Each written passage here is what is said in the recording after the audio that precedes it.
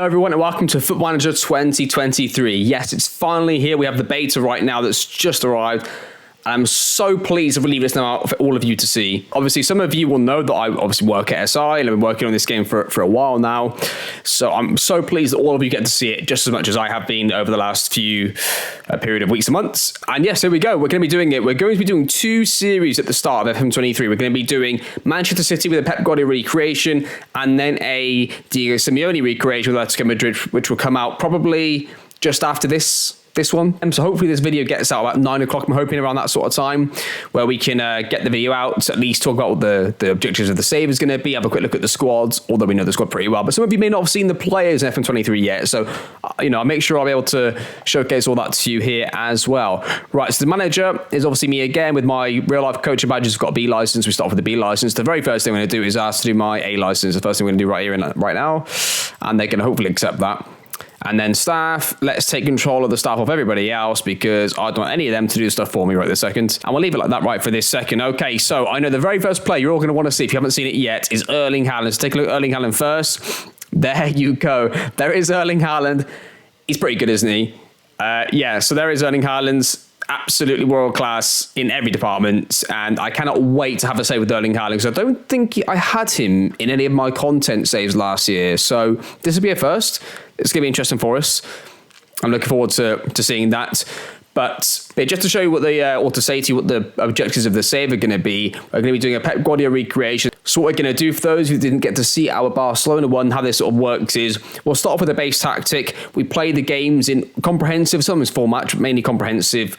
And we get to see the tactic play out properly. And we try and make tweaks based on what we think could be better for compared to real life. And basically, we have a general sort of 3-year idea normally for the save where, we try and win all the competitions within 3 years and try and make it as realistic as possible, but with it still working in the match engine, if you see what I mean.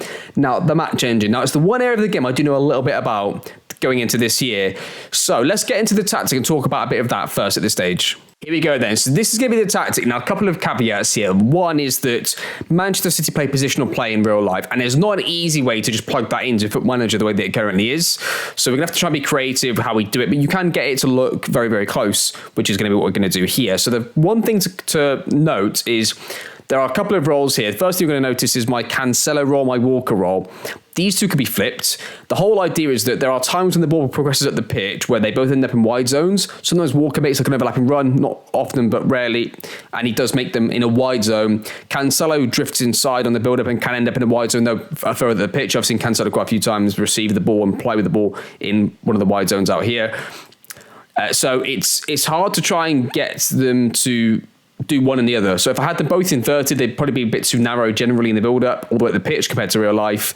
And then if they're both complete wing-backs, maybe they don't go narrow enough early on in the build-up. So you're sort of caught between a rock and a hard place a little bit with that. So the best way to balance it, because I can't ask Cancelo to say, be in one of the half-space zones while Walker's in a wide zone. I can't quite communicate that to the players, right, like I could in real life.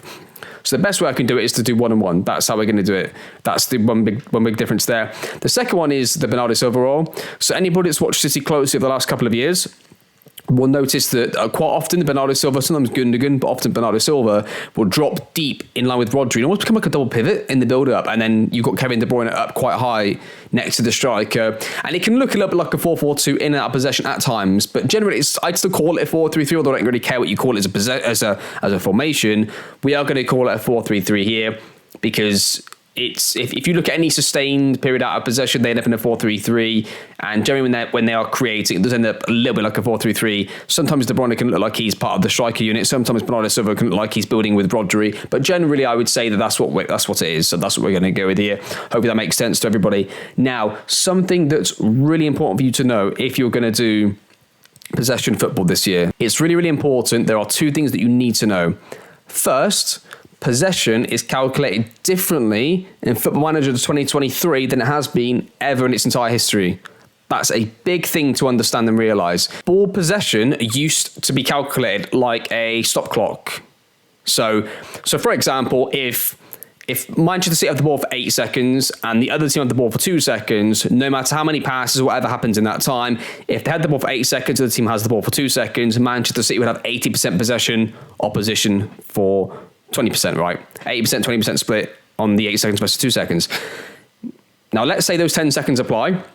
So Manchester City have 8 seconds, opposition have it for 2 seconds, but the opposition complete 4 passes in that time, and we complete 4 passes in the same time. The ball possession now will be 50-50, 50%. And that is a move to how it's aligned to real life. Opta moved this way many years ago, and now they use they use a slightly deeper calculation, but it's all based around passes completed. So it's much more aligned now to real life. That's really, really important when you're going to compare your possession stats to previous FMs. It's a complete game changer. In some games, it can be quite big. Some games may not matter at all. Now, the second thing is in the game, we now have something called ball share. Now, ball share is what possession used to be. So ball share, think time on the ball. Ball possession, think passes completed, right? That's really important to know. And I'm probably going to put this on Twitter so that everybody has this as a reference point if they are doing some possession-based tactics themselves, right?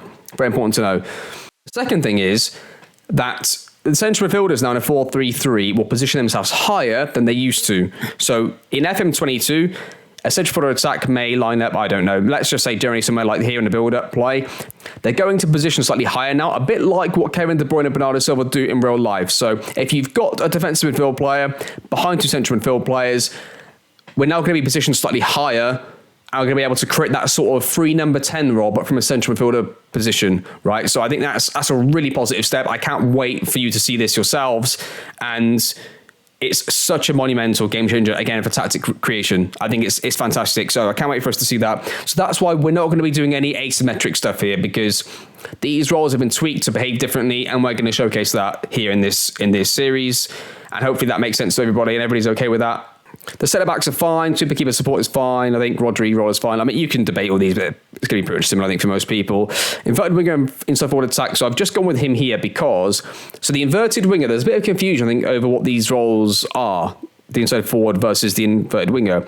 Now, the inverted winger is supposed to position in almost like a half space early on. So whereas the inside forward is supposed to position wide and attack central late. So there's 2 different roles there.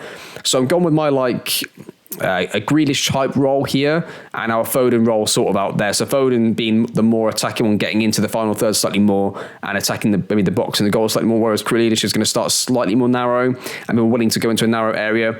The reason being there is if you've got your Cancelo, for us it's going to be somebody else who's occupying a wide zone, it just seems to balance out a little more. And that's kind of things you see, right? I've seen Cancelo a few times end up in a wide zone because Grealish has gone inside and I don't know, the cross has gone in and Cancelo is the one that's retrieving it, not the winger, although generally City's fullbacks are more narrow than they are wide compared to the average team. So it's something for us to watch out for and be wary of. And with the support duty here, the Mezzala as well going slightly wider, it just fits a lot better that side, and it creates a lot closer to what you see from City in real life without us being able to actually apply positional play directly, right? I think we get the best of all the worlds with it this way, and we really do hold a nice balance in all the zones here. We're going to see anyway. We could change this. That's how it's going to look. Pressing forward attack for Haaland because I want it to be a threat in behind at times. Also harass the opposition out of possession, but also link up a little bit. Like the pressing forward role will drop off and link up as well. So we get a little bit of a complete forward feel without using that role, because I like using advanced forward and pressing forward. If you've watched my channel for a while, you'll know I always gravitate towards those 2 roles up front because I just prefer them, basically. That's the only reason why. I just happen to prefer those. Right, so that's that, but that's the tactic. So now you can see what we're going to be building towards, right? That's going to be the tactic that we're going to use. In terms of the team, right, so what I want to do here, I want to recreate Pep's City this year. I'm going to buy some of my own players because I think some of them just fit slightly better towards this tactic in the match engine for the way that we're going to do it, I think. For example, I don't really want to use a right-footed left-back if I can avoid it. I know Pep does it in real life at times with Cancelo. I prefer to use a natural left-footer there if possible. I suppose what we're doing is we're recreating Pep City when he uses a left-footed left-back and a right-footed right-back. And that's the one difference we're going to probably use. I'm going to mainly use a left-footed left-back. Yes, that's the first thing, is we're going to buy some players that suit the tactic for us and the way that we want to play, which is going to be fine. The second thing, though, is that I don't want to just spend a load of money. Even though City have got it, I want to try and keep it within reasonable amounts. So the first season, I may spend a bit of money, but the aim of the save is that by the end of that third year, I want us to have pretty much spent the money that we've made in transfers. I want it to almost even out by the third year. So we're going to spend quite a lot in the first year, I think, to get some players in that I want to suit to the tactic a bit more. And then the second year is going to be more of like a start to eat back at the deficit we created in the spending. And third year, maybe even it out even a bit more. depending on what we've done in the save. And then we'll see. We'll go from there. We'll see how things go. Like, if we win everything in a couple of years and we feel like it's the end of the save, we can do. I don't like putting time limits on save, especially short time limits. So I don't want to say we're definitely going to be done in 2 years, to be honest with you. I want to just see how things go. We may carry on, may become a long-term save. I don't know. With these two saves going on at the same time, they could both be quite a few episodes long because they could both be creation saves. And I don't know. I'm going to thoroughly enjoy both of them and trying to bring this to you as quick as I can early on. And yeah, I'm looking forward to it. It's going to be really exciting for us to see how we get on with the tactics and stuff and see how the games go. So in terms of the games, we've got Liverpool in the Community Shield. Then Liverpool first game of the season. So there's that. Then we've got Arsenal third game. It's quite a tough start to the season there. So, we'll see. It's maybe not the easiest run we've got, but then we've got some winnable games down at this point here. So we'll have to see how we get on. It's quite a tough start, but we'll see. We'll see how it goes. Obviously, another benefit to being City this year is that they are a licensed team in Football Manager 2023. So we've got to the kits, we've got the badge, we've got the face packs of the players, which is all lovely to see and adds a little bit to the game as well, doesn't it? So nice to see all that. And we've obviously got the Champions League this year, which is, great. And if you haven't seen that already, I can't wait for you to see that. That's going to be upcoming pretty soon. Okay, I think what we're going to do now is we're going to end the episode right here, and we'll come back for the Liverpool game in the Community Shield, and then we'll go through all the transfers off camera, in and out. I think it makes sense for a next episode, and we go through some of the other features in the game as well, like at a later date. I think I just want to get us into the games as soon as possible, because that's the main part of this save, really. I think it's going to be us and tactics and things like that, right? So hopefully you enjoyed that as a first little episode introduction, really, to the series, what it's going to be. I want to make sure I got this out today. So all I can say is thank you to all of you. Hope you enjoy FM23, and I'll see you next time.